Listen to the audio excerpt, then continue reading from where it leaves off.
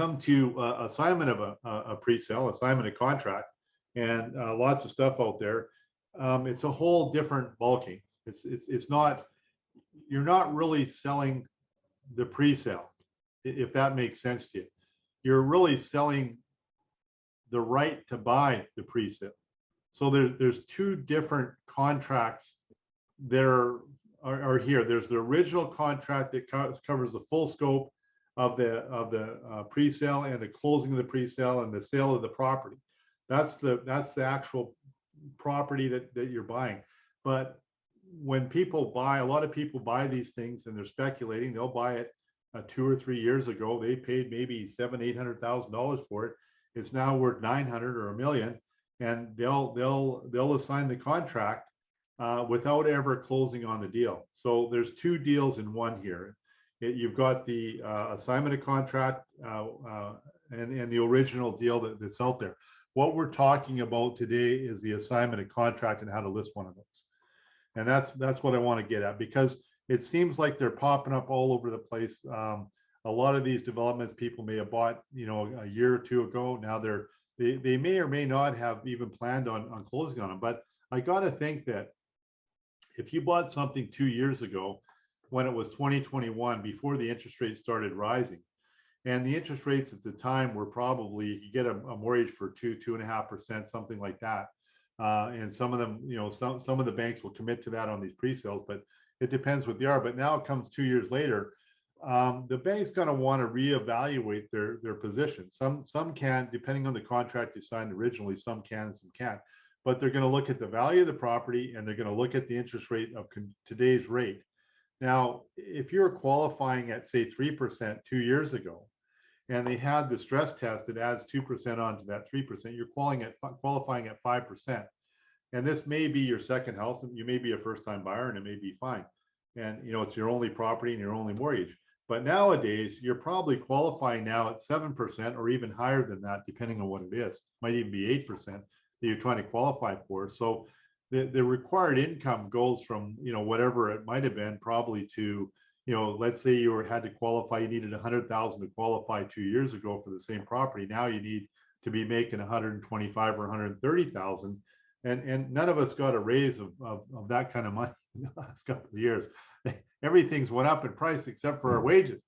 And for you guys, commission is a little different. You guys work, the harder you work, the better you do. But for the most of the rank and file out there, the guys that were making 60, 80, $100,000, they didn't get, a 30% raise on their wages. So now it comes time to close on this deal, and maybe they don't qualify.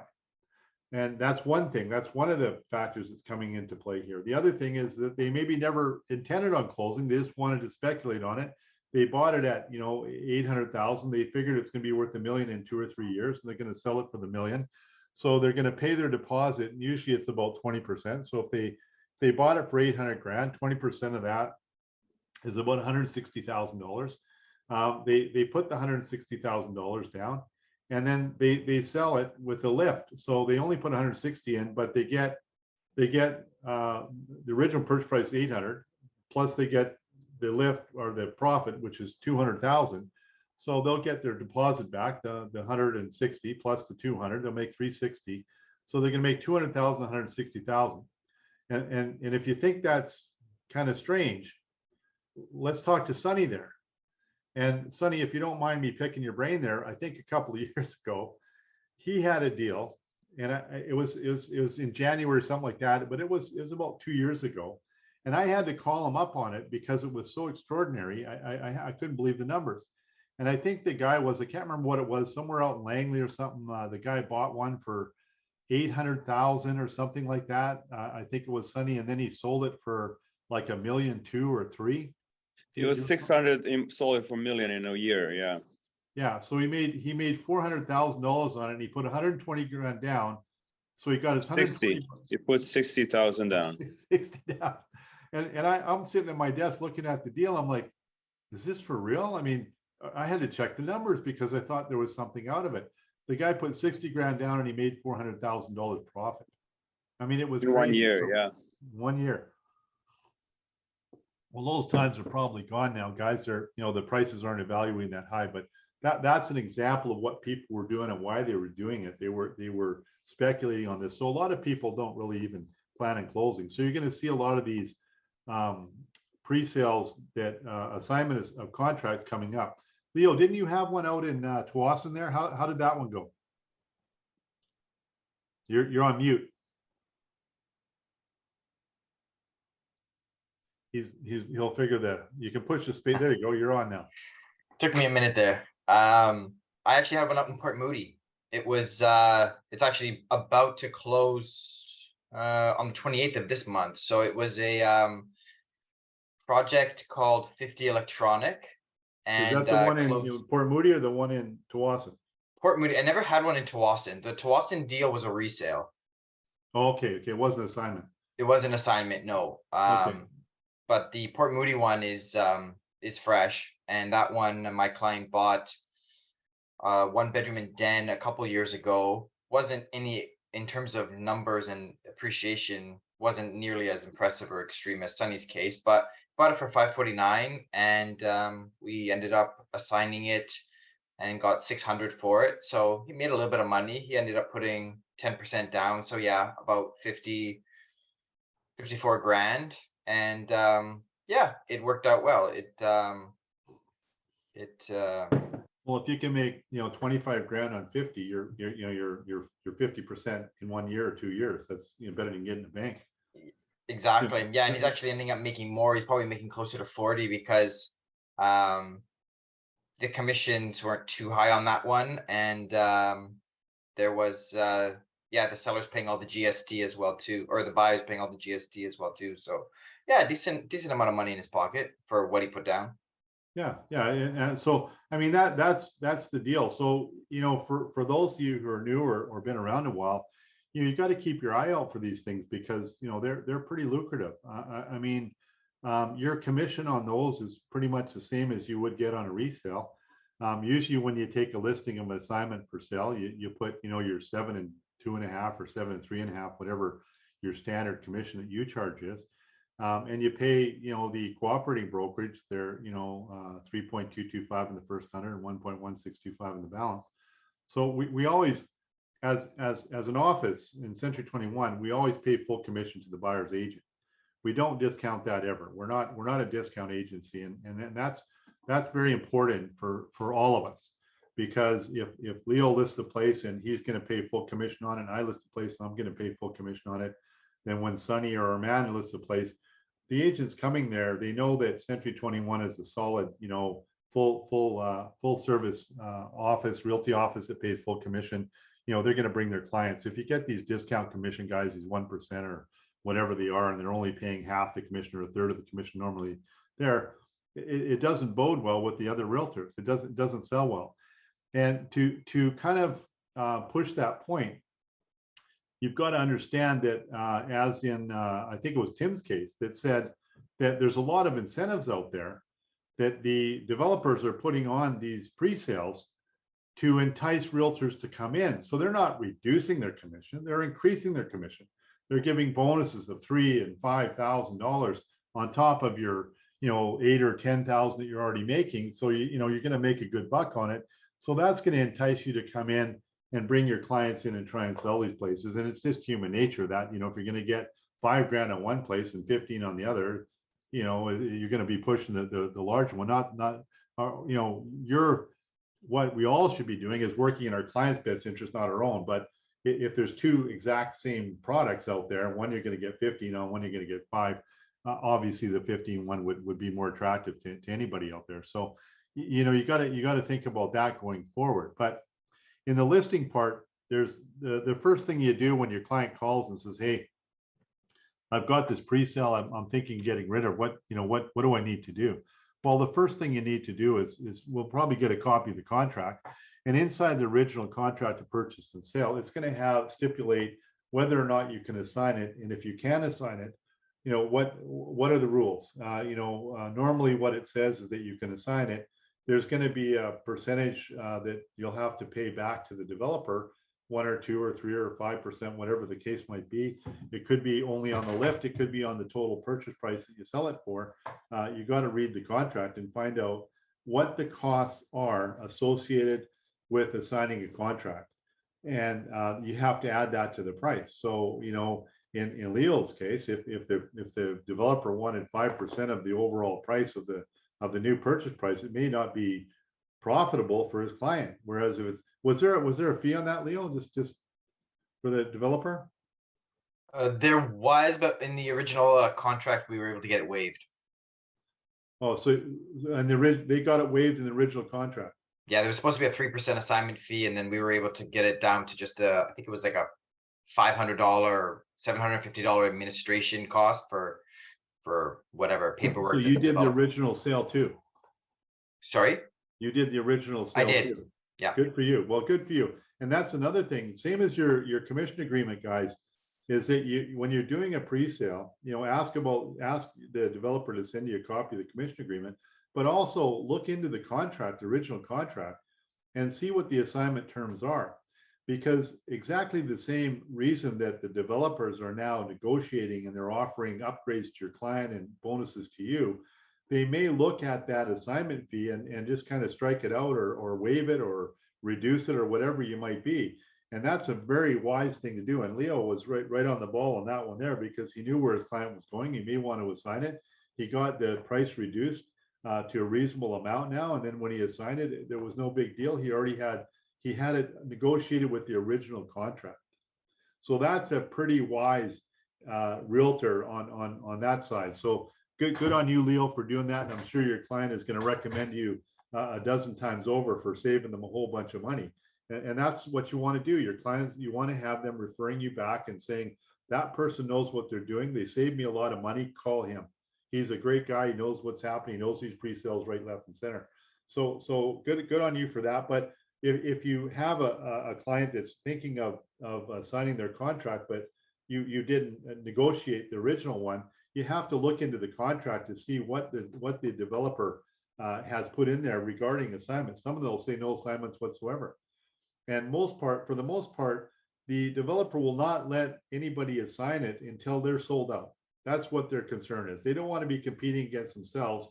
And let's say some guy, bought it for $1 million, put $100,000 down, and they're still selling, the new ones are still selling for $1 million. This guy's destitute, has to get out, can't get the financing, whatever. He sells his for 900,000. So here you got an assignment for 900. The developer's trying to sell theirs for $1 million. Well, they're just going to take, they're going to take business from the developer, and they're still trying to sell the place out. So it makes total sense that the developer wants to sell all their units out before they'll allow assignments going forward. So you have to check that out. So the first thing you're going to do when you take an assignment or look at one is get the original contract and read it. See what it says, if it's assignable or not.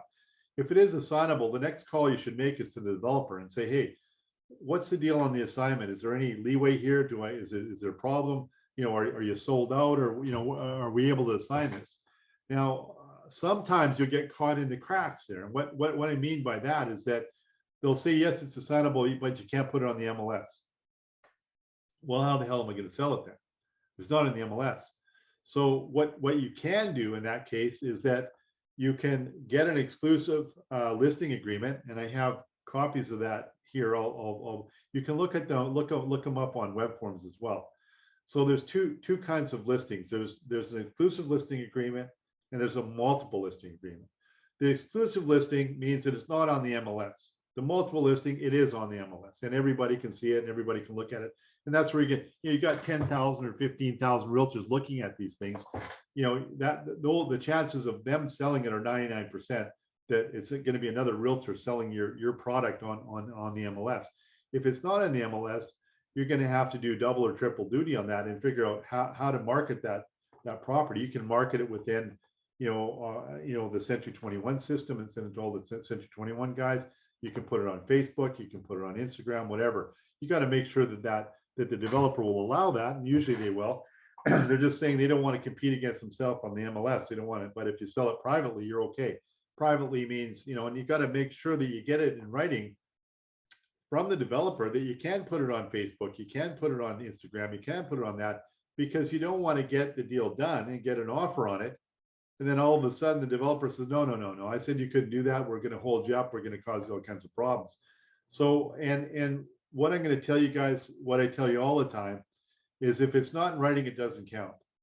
So don't just phone them up and get a verbal on it. Oh, hey, Bill, it's Doug over at Century 21. Is it okay to sign? Oh, yeah, no problem, Doug. It's no problem at all. Well, that they didn't check with their owner, the owner or the developer.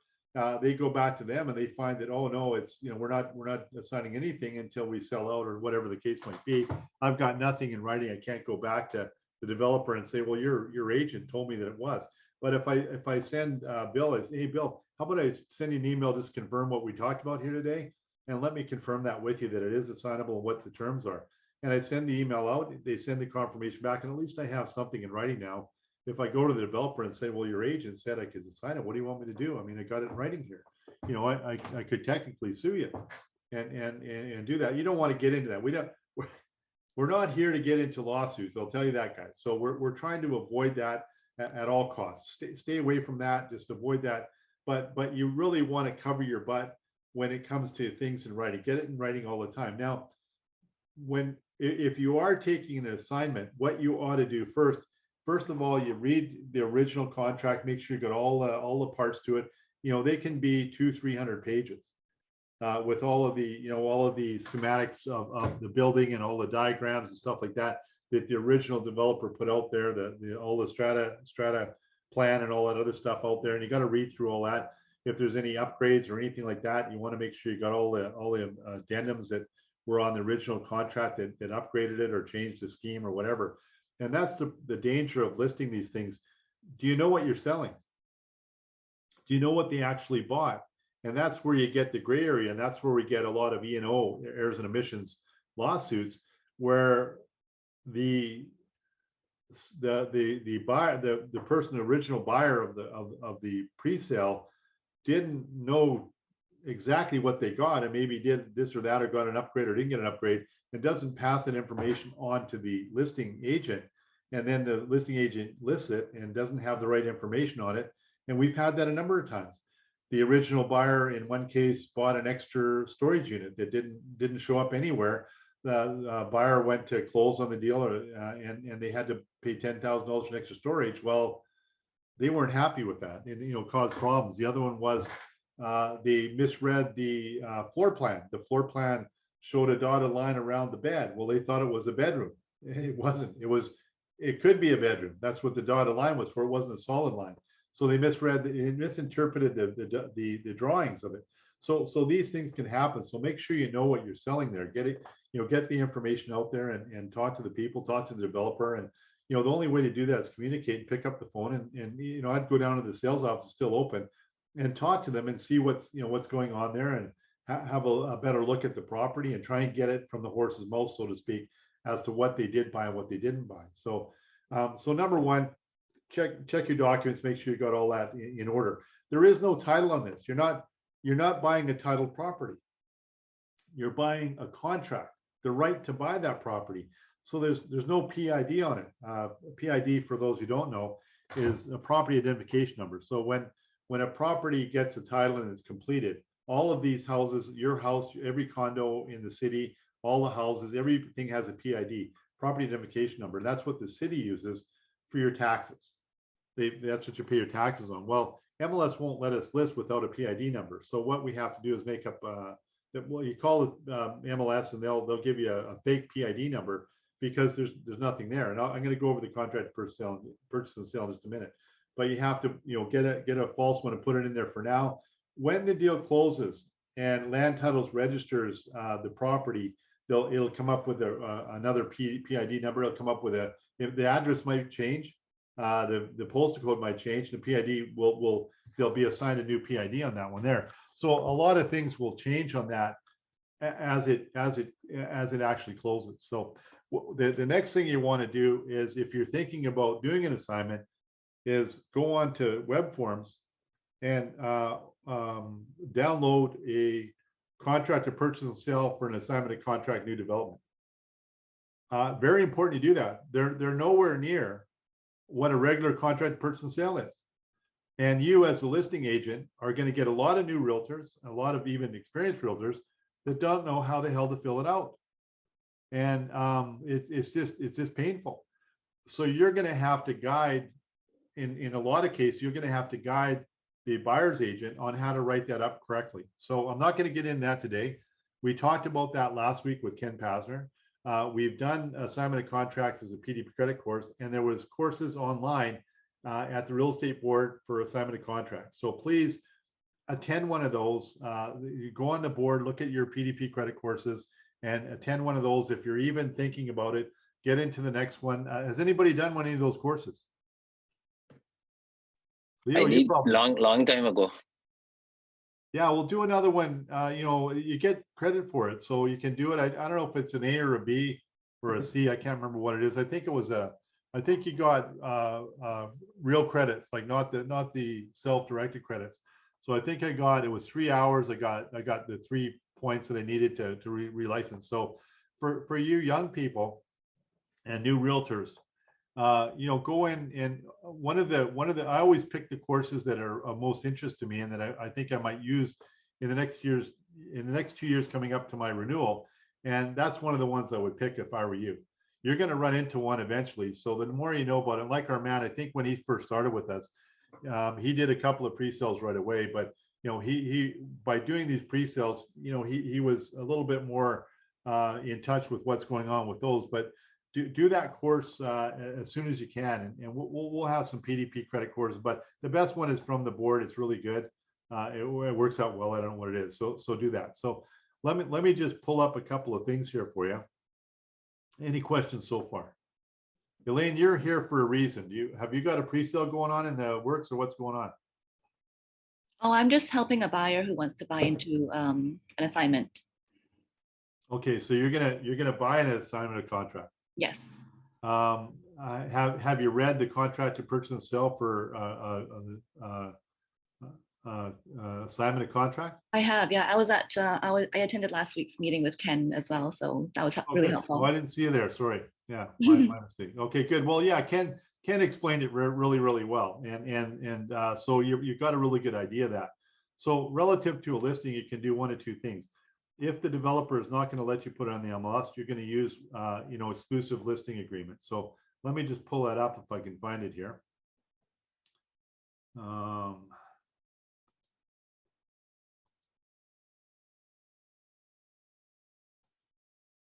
Exclusive listing. I'll put that over here. I'll go to my Zoom. Go to share.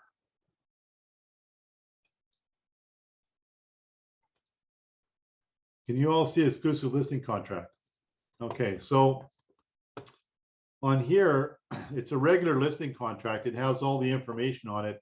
The problem is that there's no the address is correct, but in here in legal description, there is no legal description yet. So what I normally do in there is in the legal description, I'll put this contract is for this is assignment of contract for the contract dated, and I'll put the contract date in there between such and such.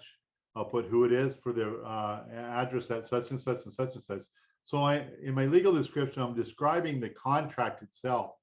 I'm not really, you know, the address is in there because that's the address that was posted, but mainly I'm putting here, this is for the assignment of contract for the contract to person sale dated, and I put all of the details of the contract in there because that's what I'm selling. I'm not selling the property. I'm selling the right to buy the property. Big difference between selling the property. Now, when you look at the actual contract to purchase sale for an assignment of contract, there's different options in there as to what is paid. But for the listing, it's pretty straightforward. You're only listing the contract. Now in here, on the only difference, you put the price in here. You got to calculate, you know, who's going to be paying the GST if there's a lift on it. You know, how much is the lift is, in other words, the profit on it. You can put the total in there, what the total is, but you got to figure out what expenses your client is going to pay, because your client is going to want a net to them, and Leo can attest to that. What am I going to make, Leo, on this deal? What, you know, after I pay my GST, or if there's GST, who pays that? You know, what am I going to make? You know, after I pay your commission and the other guy's commission, how much am I going to make in the developer's fee or whatever it is? So you want to kind of break that down and make sure that the listing price is adequate that your client's going to cover all their costs and make the profit that they want. So you have to have this discussion with your client. Who's paying the GST and what? Normally, what in a normal contract, I would say that the GST, that when the deal closes, GST has to be paid on the original amount. So normally that's the assignee or the buyer of the contract will pay the GST on the original amount. But the lift or the profit here, say they bought it originally for 800,000, say they want to make 100,000 on it. You know, who should pay the GST on the 100 grand? Well, I would say, in all fairness, it should be the seller of the contract or the assignor of the contract ought to pay the 5% of the 100 grand or the 5 grand on it. But I've seen a contract that just came across my desk where the new realtor, whatever they were from the other company, we were a listing agent, they wrote it up where the assignee or the buyer of the contract pays GST on the whole thing, on the original price, on the lift, on everything.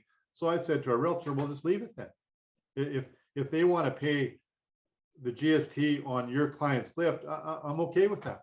If they're not wise enough as a realtor to have read that contract and figure out what's what on it, then let them pay it and let their client pay it. But make sure that you run that by Ken Pasner's our lawyer, company lawyer here. But run it by him. Make sure that we're not going to get caught on that one there. But all I say on there is make sure it's perfectly clear. So make sure that your price here is covering everything, and you've talked to your client about, and I would show them, I would go over a contract to purchase and sale of a listing, assignment of contract with them at the time of the listing. And I would include a copy of the assignment of contract and listing with my listing here as a Schedule A or B on this one here, so that because they're going to have to sign it eventually. So I want to have this conversation about what the contract to purchase sale is going to look like before, at the time of the listing, so that they're not surprised by things and they know what's going on. And again, it's like Leo doing his due diligence before the deal even closed. When he negotiated his original contract, he negotiated to waive any fees of the developer. Well, the same thing with your listing here. Go over and beyond and include a copy of the assignment of contract to purchase and sale, new development, and go over that contract with your client now, because that's going to be important information for you. And then your commission, it's a standard listing here. Commission here is going to be 7, 2.5, say, if that's what you're charging. But remember, on an exclusive listing agreement, if you go through it, there's nowhere that it says that you're going to pay the cooperating brokerage. But we know that there is going to be a cooperating brokerage, hopefully. If you can double end it, whatever, that's fine. There's a difference between double ending and dual agency. You can't provide dual agency, meaning if you're working for the assignor or the seller of this contract, you can't also work for the assignee or the buyer of the contract. They have to be unrepresented or whatever. And that gets really complicated, guys. I would say to anybody doing that, I would say, no, you got to get another, because I don't want to mess with this. I don't want to get all this ifs, ands, and buts and everything else. So, get yourself another realtor, and I can refer somebody to you, whatever you want, but get another realtor. So there's somebody on the other end of this that's liable for this, because I don't want to explain it all to you. I'm not your agent. And that's the ABCs and all that. And if you read that contract purchase sale, you're going to see why. So going down here, so you're the designated agent. You put your name in there, same as a regular listing. As it goes down, what we can do and what the company does, what they do, and we've got an exclusive listing on it. There's, for so much time, addresses here. But the problem is that it doesn't say what we're paying the cooperating brokerages. So when you get to the Schedule A, you're going to have to add a clause in there. And I think I probably have one already saved in my system here. Exclusive listing Schedule A. Boom, I've already got it saved. So I'll close that one and I'll put, open that one up and put add. I haven't updated this in a while, but anyway, it's right there for you. And I'll have in here normally that we're going to pay all the things that I'm going to do for you. I don't know if this is exclusive or not. Possible, time being listing, all the stuff I'm going to do, acceptance, appointments, If it's not in there, I'll put it in there right up top. And I'll put, listing agent.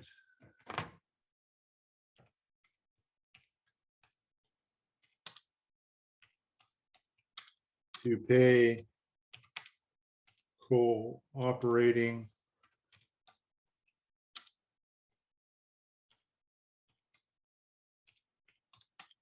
I don't know, 3.225% first 100 plus 1.1625% of balance. So you can stick that right in there, whatever it is, because you're going to pay them out of your commission. If you go back to your commission at the first page here, it's going to say what your total commission is. So, you know, make sure that listing brokerage remuneration is 7.2.5 or 7.3.5 here, whatever the case might be. So make sure you've covered enough. Your commission covers both your commission and listing agent's commission. Now, if you go back to a regular contract to purchase and sale, or sorry, a regular listing, I'm just going to move this one over. This is a regular multiple listing card. This is the one that goes on the MLS. When you go down to that portion, it has it all broken down for you right here. It says who's going to get paid what and how much, you know. So what you're really doing on a exclusive listing is you're kind of copying a bit of this. That, yeah, don't worry, Mr. Seller, I'm going to be paying the cooperating brokerage if they bring a buyer to us. It's all part of it's included in the package that I'm charging you for my commission on that. So on a regular one, it's all in here. But if you do use a regular MLS listing, I'm just going to, this is a multiple listing contract. You use the regular one. You're going to put, you know, this contract is for the contract to purchase and sale for the contract dated whatever date in the legal description here between such and such and such and such for the property located at whatever. So again, on the MLS, you're still going to put in there. It's not for the property. You're not transferring title. It's for the right to buy the contract. So you're selling the contract to purchase and sale, and you explain what the contract dates, names, everything on the contract to purchase and sale for that one there. And on an MLS listing, it already automatically has what you're going to pay the cooperating brokerage and everything like that. On an exclusive listing, they don't. Just going to stop sharing for a sec here. Leo, I'm taking it you put yours on the MLS. Is that right? Yeah, this one they allowed us to. I've got another pre-sale assignment in Concord's project for Brentwood for Hillside, and they're the complete opposite. They won't let you do nothing. They won't let you put on MLS. If they see you even advertise it on social media, I've gotten warned from them to be fined. Like they're hard asses. So that one I can't move. It's a tough one. Talk to Armand. He's really good with those. He sells a lot of those. So Armand and Nevada might be interested too. Yeah, I got a great deal on a 2-bedroom, really good price point. Selling it actually at lower than when they bought it, lower than what they bought it for. So do you have an exclusive listing on it now? I do, yeah. Yeah. Okay. So that's the process. And eventually, why are they holding me up on that? Usually they're okay with that. Are they not sold out or what? No, I can't. I haven't. Like I can sell it. I can get a buyer for it. They just are forbidding anybody to list on MLS. I think it's because they have ongoing projects. There always is another phase with Concord. For example, there was Oasis, and now after Oasis, there's another one. So it's such a big master plan community. I just think they want to make sure that there is no perceived competition for their new product that they're always continuing to launch. Yeah, they're pretty prolific on that one there. Have I lost my video or something? What's going on? My system clicks in and out, so excuse me, please. I'm not doing it on purpose. So there you have kind of two options there. You have the exclusive listing in a case like Leo, where they won't let you assign it, or they won't let you put it on the MLS. So don't use an MLS contract, because if you do use an MLS contract, we have to follow the MLS rules, and MLS rules, you know, have certain guidelines that we have to post it online, and you know they can't. You know, we're supposed to be able to show it 5, but of course it's a pre-sale. You're not going to be able to show anything. But you know, you still have to provide them with information and answer the phone calls and stuff. But like you say, Leo, he's been threatened with fines and things like that on there. So be aware of that. Make sure you're getting the proper authorization going forward. You know, get all your ducks in order before you even start with this thing. Otherwise, you're just wasting your time. your client's time and everybody else's. So number one, get the original contract. Number two, contact the developer. If it's an exclusive, you can take an exclusive, but they're tough to sell. You got to find a way to market that thing and find out how to do it, and you can still sell it. And if you know somebody, like you have somebody in your database that may wants to buy that, and like I say, Leo's got a good deal on it. He'll talk to us about it before we close out today. Tell us what you got, because somebody in the meeting here may have a buyer for him. That's one way. And if they allow you to put it on the MLS, then you got to put it on the MLS and get it going. But on the MLS, keep in mind that when you put it on the MLS, it'll state right on the MLS what the cooperating brokerage pay is, what the commission is on the pay. So, and that's in the MLS listing contract, and it's in the MLS itself. With an exclusive, it's not there. It's not in the MLS. It's not in the exclusive contracts. You have to write it in your Schedule A, and then you'll have to let whoever know. They'll want to know. If I go to Leo and say, Leo, by the way, Leo, what are you paying for that? Have you scheduled a cooperating brokerage pay for that? So what am I offering in terms of commission? Yeah. It pretty much full. I think we just put it at a flat 10K. Yeah. But it works out to be pretty much the standard 3. Yeah. So I'll the first thing I'm gonna talk to Leo about when I call and say, hey, I hear you got a property. Well, what am I getting paid on it? And then I'll want some kind of a fee agreement that shows me that I'm getting paid. Because guys, that's number one for me as a managing broker. I always want to make sure you guys are getting paid. And the first thing that's why I look at these commission agreements from the developer. And that's why when you're buying an exclusive listing agreement, you want to make sure that you're getting paid. So you have to have some fee agreement or whatever. And if you look on web forms, there's all kinds of them. Well, actually, there's not all kinds. There's 3 kinds. And the one that we use the most is not there. And I don't know why that is. But there's, buyer represented, seller unrepresented, seller pays. Buyer and seller represented, buyer pays. The one that's missing is buyer and seller represented, seller pays, which is the most common one. That would be Leo's. It's not in there. So you have to modify the fee. You have to modify the fee agreement and cross out where it says seller unrepresented, cross that out, put seller represented, buyer represented, seller pays. There's a couple other lines in there that you have to modify as well. So check with me before that. We had a problem with one of our realtors doing one of those, and we didn't have the proper form for it. I went to Kim Spencer and asked him for the proper form. Buyer and seller represented, seller pays. That's the standard thing. And that's what we had used to make sure you're getting paid on an exclusive listing. Because there's nothing on the MLS. There's nothing saying that you're going to get paid. So you could go ahead and do the deal. And if you don't have a fee agreement, they're not obligated to pay you because you got nothing in writing. If it's not in writing, it doesn't count. So, the other end of that is maybe putting that in the contract. I don't like doing that because you become part of the contract, and the contract between the buyer and the seller, you're not part of that contract. But if you have to be, you have to be. And if you're going to get paid, you're going to get paid. So that kind of covers that part of it. Tell us a little bit about your property that you got listed there, Leo, while we're at it here.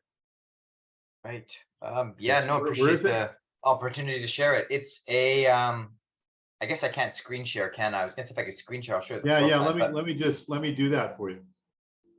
You certainly can. So I'll make you a co-host, and then you should have at the bottom of your screen a little green thing that says share screen.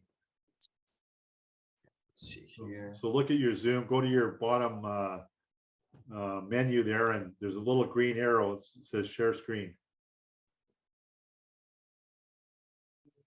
Can you see it? Looking for it. Maybe I need to change my view to gallery. Nope. Full screen. There it is. Share screen. Let's do this one. Okay, share. Did that work? Yep, you're there. Perfect. So yeah, it's Concord's project. So I mean, they do make really nice product, and this is Hillside West. So it is. Where's Hillside West?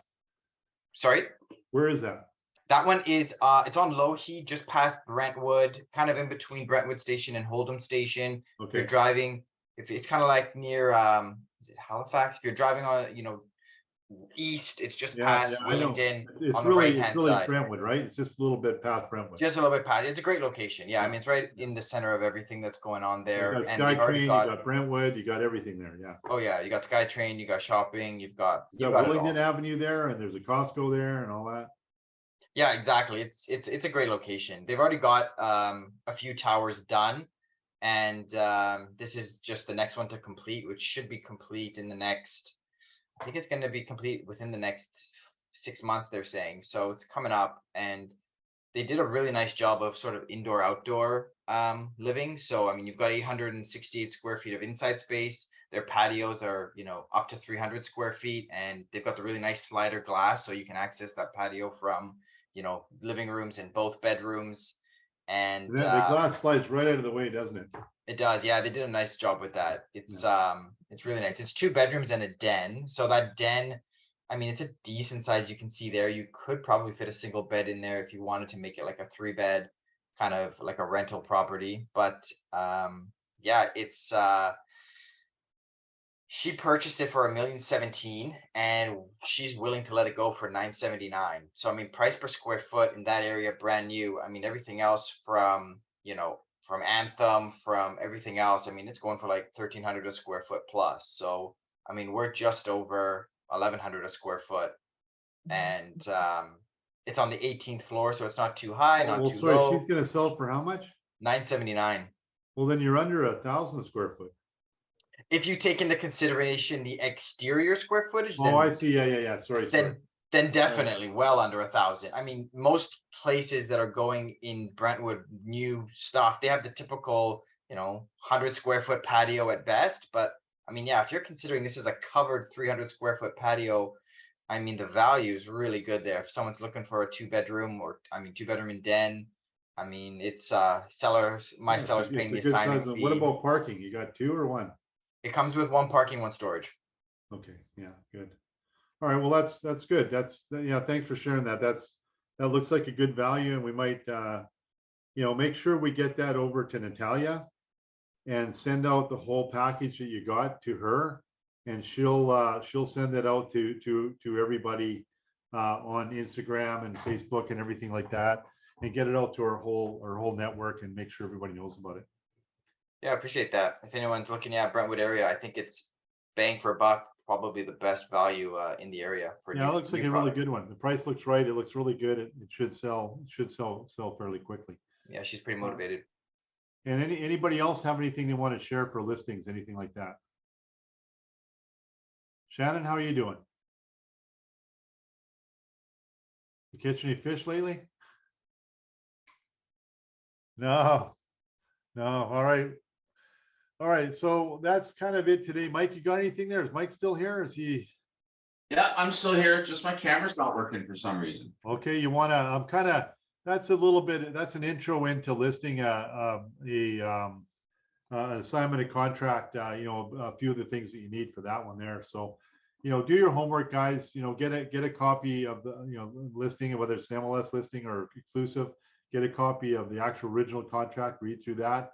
Get a copy of the contract to purchase and sell new development. Read through that. Make sure you can fill it out properly and know what's what. If you need, if you have questions about it, call me before you meet your client, and we'll go through it all. So when you meet your client, you've got all the answers, but do go through the contract to purchase and sale, the new one, assignment of contract with your listing client as well, because it's a complicated contract for us. You can imagine what it is for them as well. They don't understand it either. So make sure you present that to them early in the process so they have a copy of it. It's not all new when an offer comes in. You're both trying to figure out what's what, heads and tails in that one there.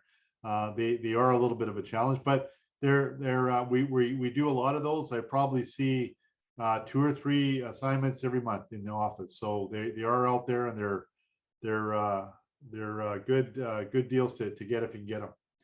And any Elaine, Armand, you have a question? No, I just want to talk to regarding the commission of the developers and few other things. Maybe it's gonna help the agency doing pre-sale. Sure, go ahead. Regarding the commission, so I had two developers that I had sales with them. So I talked to them, and they're big developers. They're okay. I went to another project that they had the cloud as well, the clouds, and I told them I'm not going to spend time and bring clients unless I get paid. And for the agents, there are like a lot of projects, and they know easily like we can bring other products for the buyers, and if we are not motivated, then there's a less chance for them to sell. And if the developer is not paying the commission, in my opinion, so it's a very cheap developer, and I don't recommend it honestly to the buyers. It's at their own risk. If they want to buy a pre-sale at them, anything happens, so they know for themselves. And regarding the assignments, the best thing is to share it with all the agents, especially those that do pre-sales. For Concord, it would be great to share it with the agent community agents. I have received a lot of like assignments from them. I understand some of the developers, they don't like it publicly on MLS because it's kind of a gesture that the developer, there is something wrong with the project or the developer, that oh, people are selling it, and they have usually other projects that you might be competing with those other projects they have.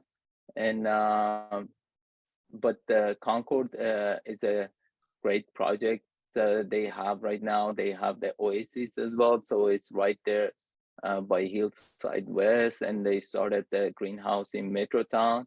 It would be great if you can get the early access to get the better deal for the client.